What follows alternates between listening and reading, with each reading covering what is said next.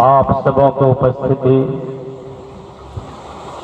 पंडाल के हिसाब से बहुत है, आवाज में कमी है, शायद अनाज में कमी तो नहीं हो गई थी। जब अनाज पूरी तरह से हम आप ग्रहण किए हैं तो आगाज भी परमात्मा के लिए करनी चाहिए। इसलिए बुलंद आवाज से जयकार करने की चेष्टा करें। फलों के रस को इंग्लिश में जूस कहते हैं और जो भगवान के जयकार नहीं करते उसे महाकंजूस कहते हैं। अब आप दानी बनेंगे, कंजूस बनेंगे, आप पर छोड़ता हूँ, पर बोलने के लिए आग्रह करता हूँ। बोलिए श्री सद्गुरुदेव भगवान की।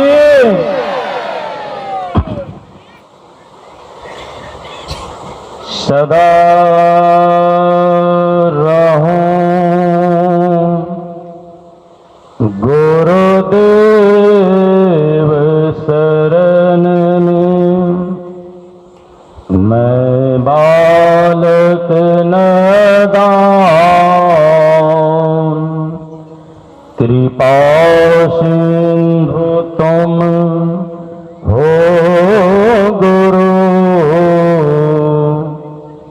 दूर करो अज्ञान, कृपा सिंधु तुम हो गुरु,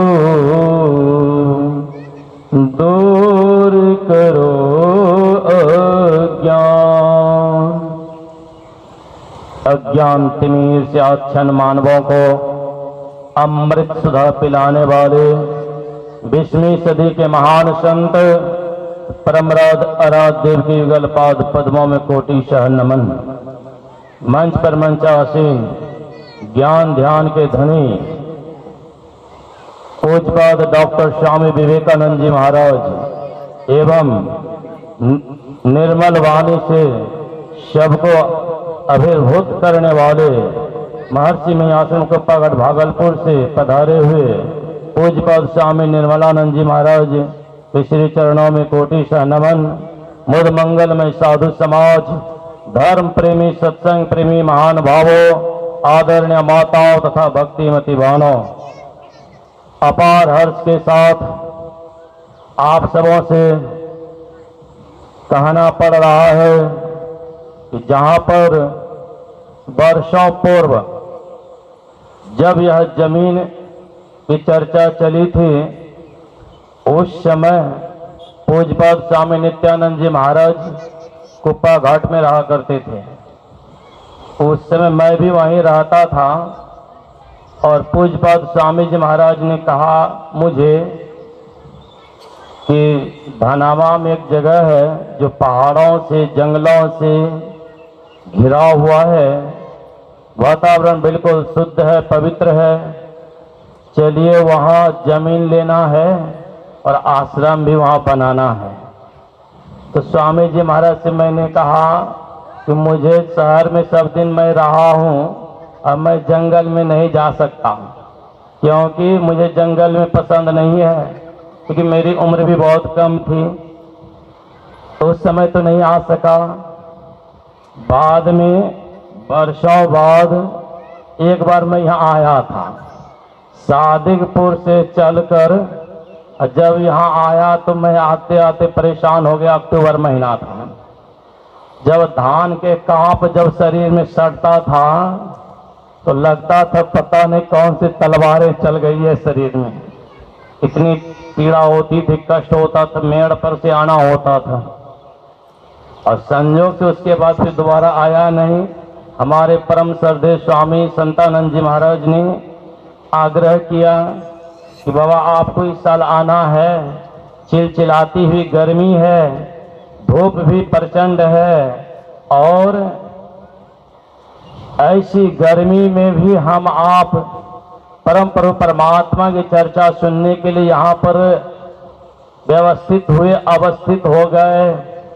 यह परमात्मा की कृपा है, क्योंकि हमें परमात्मा ने सबसे उत्तम शरीर देकर भेजा है।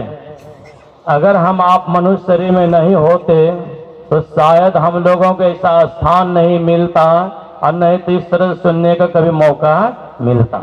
परमात्मा ने हमें सबसे अच्छा शरीर दिया, सब योनियों में श्रेष्ठ बनाया और यह उपहार के रूप गिव एंड बेस्ट सन्यासी के रूप में हम लोगों के बीच में है।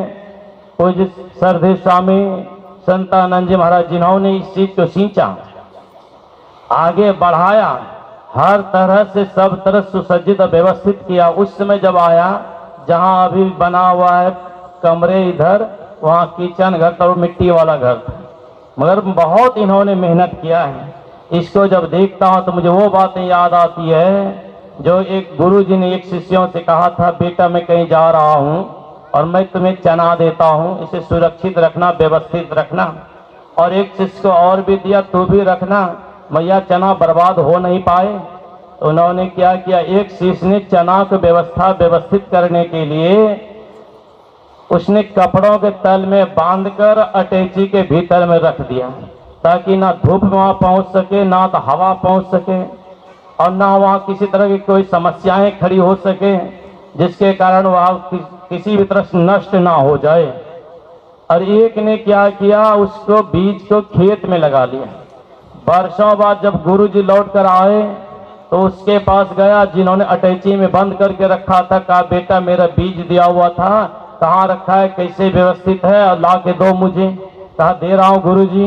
उसने लाया, अटैची को खोला, कपड़ों के तल को खोला और जब खोल कर देखा जो बीज था वो सत्तू बन गया था, मतलब पूरी तरह से घूट वहां पर समाप्त हो गया था, बीज का नामो निशान मिट गया था। और जब दूसरे गुरु चेले के पास पहुंचे और वहां जब देखा उन्होंने तो कहा देखो बेटा मेरा बीज लाओ जो मैं दिया था तुम्हें। उन्होंने कहा गुरुदेव चलिए मेरे साथ, आपके बीज के बारे में दिखला देता हूँ। और जब लेकर गए वो खेत में भाई खलियान के तरफ, जब वहां दिखाते लहलाता हुआ फसल को जब देखा, कहा गुरुदेव ये सारे बीज आपके हैं और आपका दिया हुआ है, ये आपकी कृपा से लहलाता हुआ सारे पौधे हैं, सारे वृक्ष हैं, ये आपका दिया हुआ बीज है।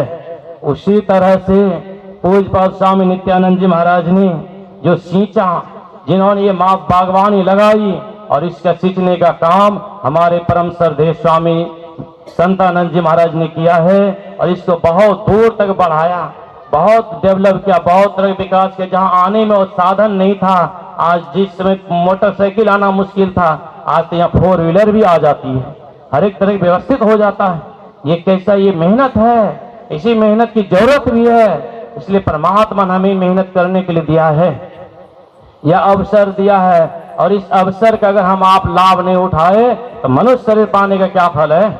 मनुष्य शरीर की मानवता भोगों की बहुलता में नहीं है, भगवत भक्ति में ही निहित है। इसलिए हम मानव शरीर हमें और आपको परमात्मा ने दिया है, सबसे उत्तम शरीर दिया। इसलिए कहा कब हो करी करुणा नर देही, देख इस बिन भेष नहीं। उस परमात्मा ने हमारे ऊपर कृपा की, उसकी उनका स्नेह रहा, जो कि हम भटक रहे थे अन्य योनियों में, अन्य जगह दुख के थपेड़े झेल रहे थे, पर उन्होंने बड़ी कृपा की, यह मनुष्य शरीर दिया है। और शरीर दिया है और शरीर संरचना कैसी अच्छी है, अद्भुत बनाया है परमात्मा ने मनुष्य शरीर।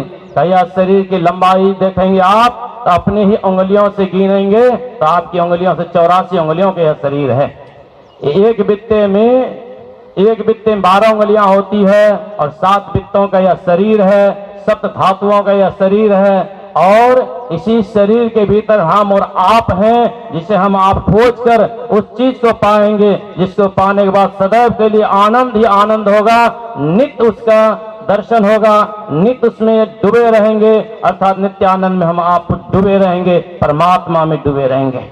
इसी परमात्मा को प्राप्त करने के लिए शरीर है और 84 लाख योनियों से दुखों से निकलने के लिए शरीर है। इसलिए गुरु महाराज की वाणी में है, नर्तन केवल मुक्ति कमावहु।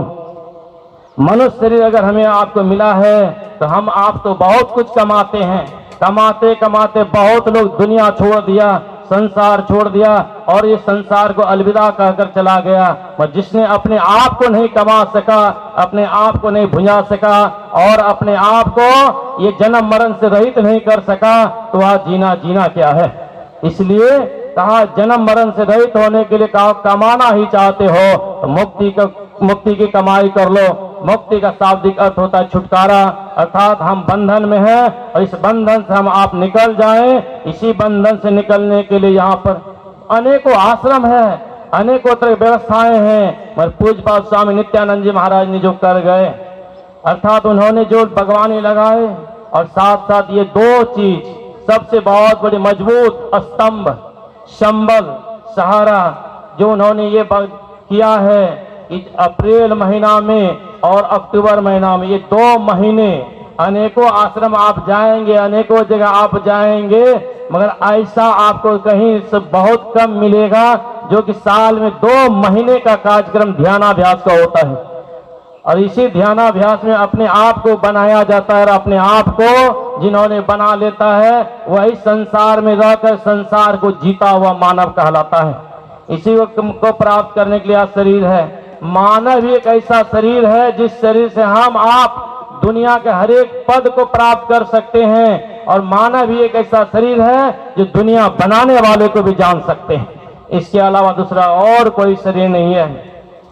इसी के लिए भगवान श्री राम ने मर्यादा पुरुषोत्तम भगवान श्री राम ने गुरुजन पुरजन सतजन विद्वजन को बिठाकर बहुत बड़ी सभा लगाकर उपदेश में कहा था, बड़े भाग मानुष तन पावा, सूर दुर्लभ सदग्रंथ है गावा।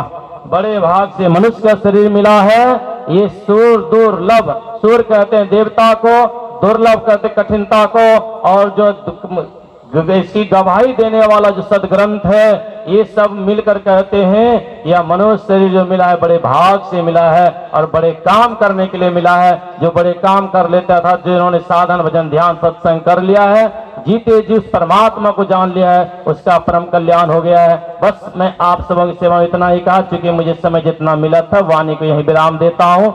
सबों को प्रणाम करता हूँ। हरि ओम।